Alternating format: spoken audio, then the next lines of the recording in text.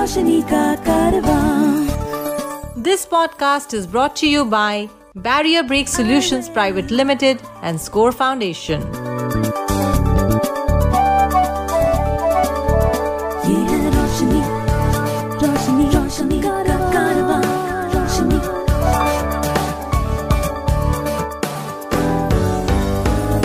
आई वे, ये है रोशनी का कारवां। Hi, my name is George Abraham, and welcome to this edition of Highway Conversations. My guest today is Siddharth Sharma, a public relations professional, a fitness buff, and a man of style. Welcome, Siddharth. Hi, George. Great to be on your show. So, Siddharth, I was reading somewhere that you are the first blind public relations professional in Asia. Well, that's true. George, I started my public relations career when I was with you at the first World Cup Cricket for the Blind way back in 98. And soon after that, I started working with a public relations agency called Connections, which was a great agency of its time. And after a few years of working with them, I realized that, growth in a PR agency might be slightly restricted. So therefore, I said, okay, let's take the plunge and go the entrepreneurial route. And that's when I decided to form Foundations PR, which was in 2002. So keeping that in mind, when I started off, there was nobody, absolutely nobody in the country who I could, even talk to from my field. When I say talk to, I mean visually impaired people, because there were none. Yes, today, I have successfully been running this public relations agency called Foundations PR for, 19 years now. And I do happen to be Asia's first self-employed public relations professional. You started your career with the agency Connections. Correct. And this was probably your first foray into employment as a visually impaired or blind person. So talk us through some of the initial experiences, some of the thoughts that might have been crossing your mind, some of the apprehensions that you might have been having. Well, as you know, I lost my eyesight at the age of 24 and a half, thanks to a motorbike accident. And for many years, I didn't really do anything structured in the form of a job and so on. But when the World Cup came up and you gave me the opportunity at that time to work on the public relations aspect of things, I suddenly realized that PR is something that suits my style, suits my, intellectual capabilities and so on. And so I settled into this job with a sense of apprehension. A, because it was a large corporate house. It was the Dalmia Group. And I didn't know how I was going to fit into a corporate environment. I guess that didn't turn out to be too much of an issue. I got into my role with ease, slowly started realizing that all my experience from the past, because I was into garmenting sports and stuff like that before my accident, and the things that I had done, I was a commerce graduate. I soon realized that business development and, the marketing aspect of things, the operational aspect of the agency was something that I was, very comfortable with. And soon I started bringing in business to the organization, which at that point of time was a huge sense of achievement, not only for me, but also for the organization, because suddenly, we were bringing in marquee accounts. There were good accounts that were coming in. And that gave me a sense of confidence that, okay, even though, I have this visual impairment, when I go out into the big wide world, people take me seriously. Public relations, the way we all know it, is a lot of connections and interactions with people in the media. And the media is a huge group. There are different kinds of people in the media, whether it is print, whether it's electronic, or whether it's even these days, even in the digital space. So why don't you share with us some of the initial challenges that you might have had? Public relations is a very, very vast field. I mean, honestly speaking, public relations is a direct marketing tool that is utilized by corporates, brands, individuals, NGOs. I mean, you name it, public relations is a very important aspect of marketing, which most people do not realize. They think PR is more about hobnobbing and schmoozing around with people, which it is to a degree, but you need to be extremely well informed about your subject. And what I did over a period of time was I realized that the lifestyle and luxury space was the space that I was most comfortable working within. And I concentrated on bringing in luxury brands and lifestyle brands to my PR firm, Foundations PR. And during this process, I mean, you get to know people in the media across the board, I mean, who deal on these subjects. And of course, I mean, there's a lot of corporate media involved as well. It's not just lifestyle and luxury media. There's a lot of corporate media also that you're in touch with all the time, because you're always getting your clients who are basically managing directors of companies, chairmen of companies, marketing directors. You're getting them interviewed in the pink papers, business magazines, a CNBC, so on and so forth. And then on the other hand, I mean, when you're working with world-class iconic luxury brands, then you're looking at the media that looks into luxury. So I mean, and lifestyle. So it's been developing these contacts over so many years now that it's kind of become part of my DNA. As a visually impaired person, I have experienced that when you deal with people initially on the phone and when you meet them face to face, very often the responses are very, very different. And sometimes there are very, very comic situations which you laugh about later on. Do you recall any of such experience during your journey? I don't know about the comic experiences, but but yeah, I mean, there is definitely a sense of bewilderment and a sense of shock when you suddenly meet up with a person who you've been speaking to for, say, maybe 2 years on the phone. Yeah. Or for example, I mean, you're speaking to somebody who's in Bombay. Yeah. And you've been speaking to them from Delhi over the phone for the past 2-3 years, and then suddenly you land up in Bombay for a event or a store launch or a launch party or whatever it may be, and you meet up face to face. I mean, for a few minutes, I mean, they're completely taken. They're taken up with surprise. I mean, they can't understand. I mean, who's this guy that they're talking to in dark glasses? But I mean, I think I have the knack of putting people at ease.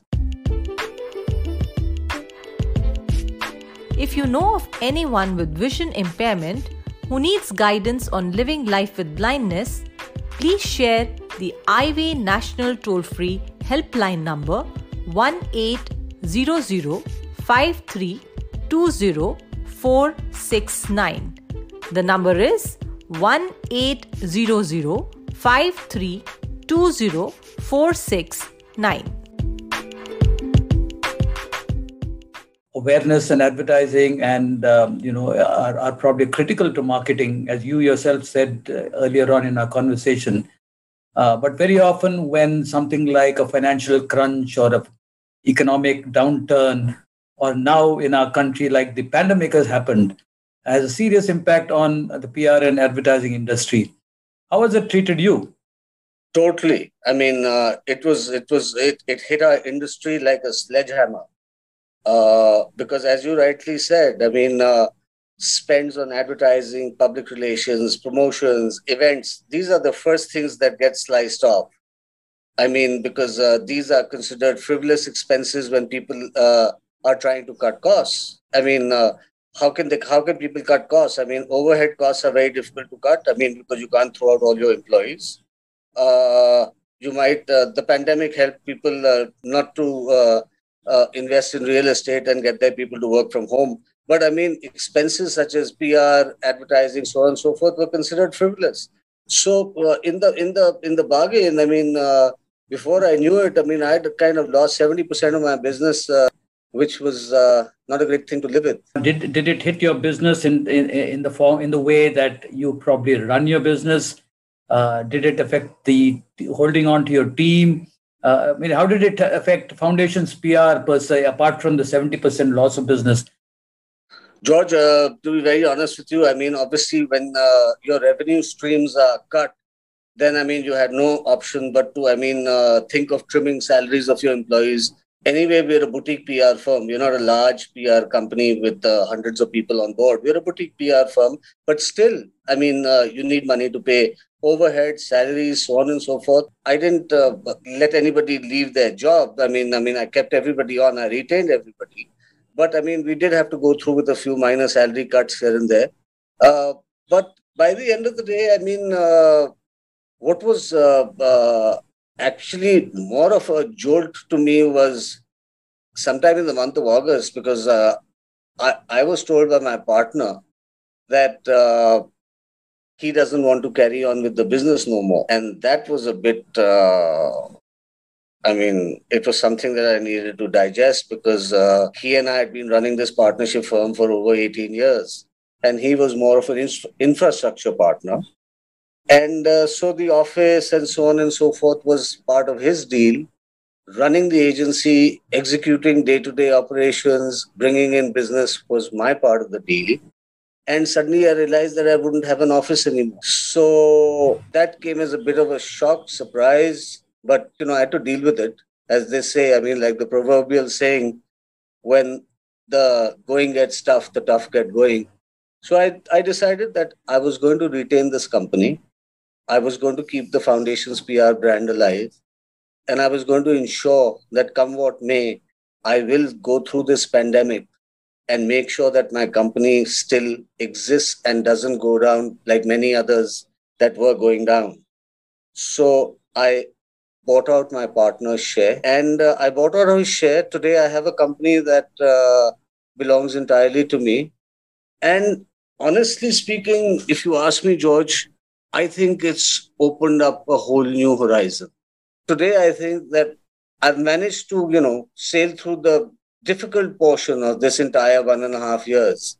And now there's an opportunity for me to bring in actual investors or an angel investor or a partner who could actually help digitize my business. Because, by the end of the day, as we all know, everything is digitalizing and the world is going digital. Before you can say it, something new has happened in the digital world. And similarly is the case with a PR firm or an advertising firm or any other firm for that matter.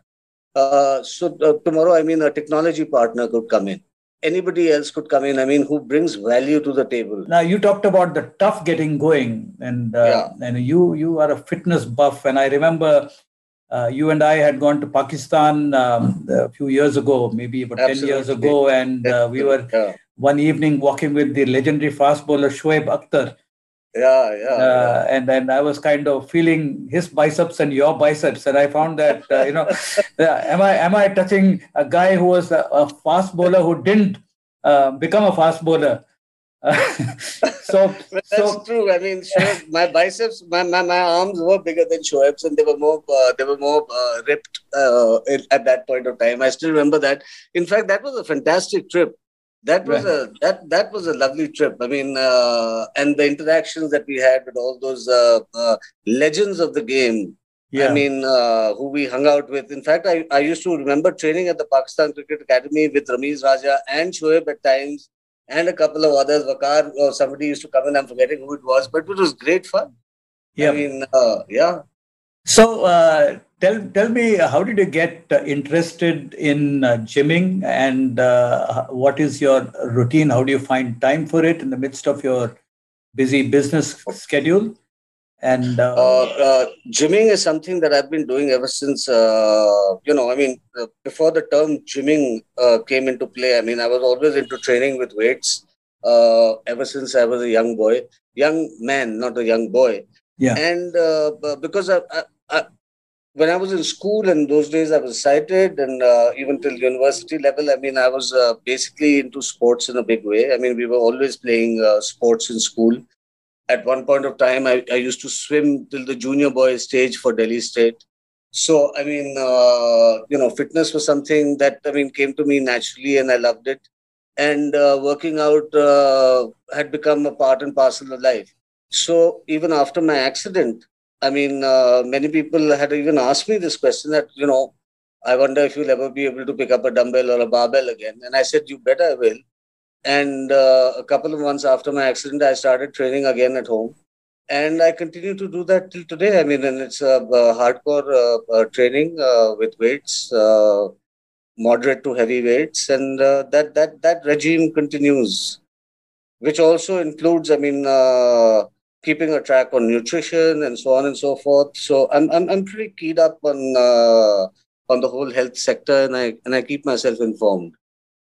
So you're one of those guys whom we would hesitate to meet in a dark alley, huh? No, George. I'm definitely not. No. I'm not a WWW sort of person. It's just that I'm athletic and muscular for my age, I guess, and that's it. I mean, and I like the whole concept of weight training. I mean, because I mean the release of endorphins, dopamine, serotonin, all these wonderful things that get excreted from your brain.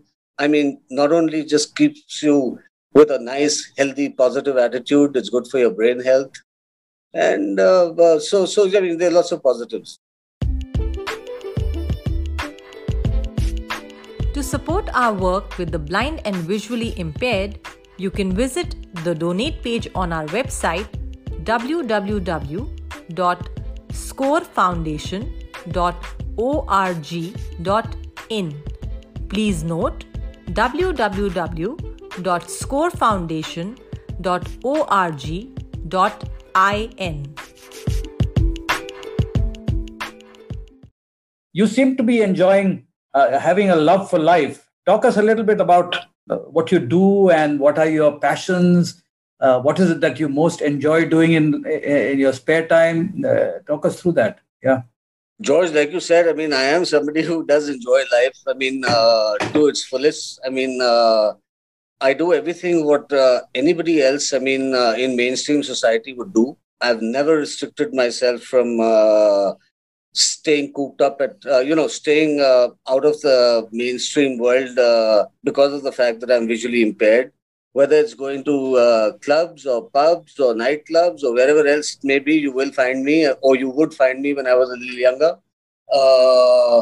But I mean, and of course, yes, I mean, I have a bunch of very good friends. I mean, with whom we socialize often enough, and so I mean, life has been. I can't say I have any regrets. Life has been good. I've been out there. I've been out there in the midst of it all. And never once have I ever allowed myself to feel that my visual impairment would be an impediment. Siddharth, I have run into you in some of these concerts, jazz concerts and so on. And it's evident that you are pretty into music. How did you get interested in music? Are you a musician yourself? Do you sing or do you play something? Or it's just listening to great music? I really wish I could play an instrument. I mean, I honestly wish I could play an instrument. Tried my hand at strumming a guitar, but failed miserably. But unlike you, who's really good at playing the guitar.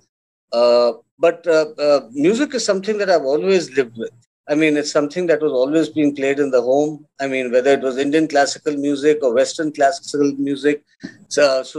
Those sort of strains of music were always around me, even when I was a young boy.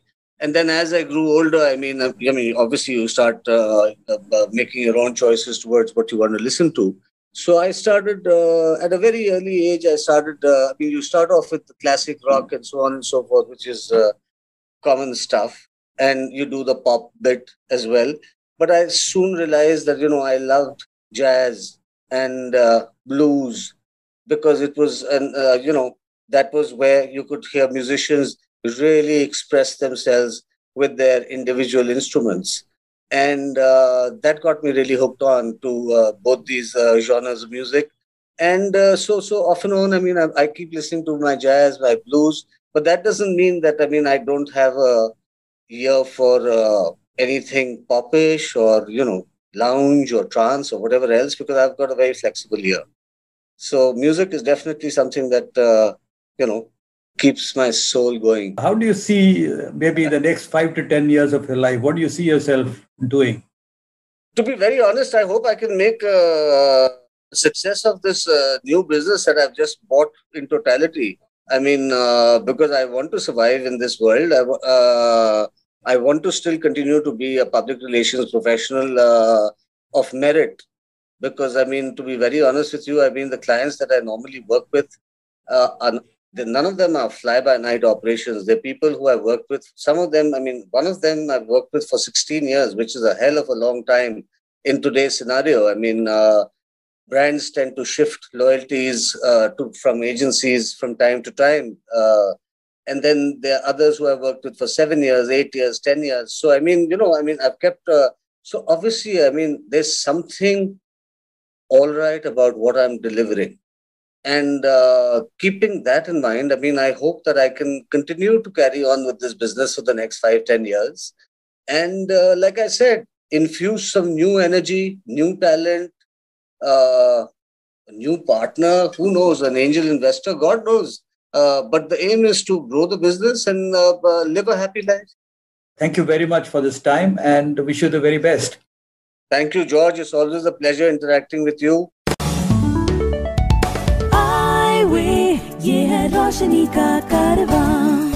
This podcast was brought to you by Barrier Break Solutions Private Limited and Score Foundation.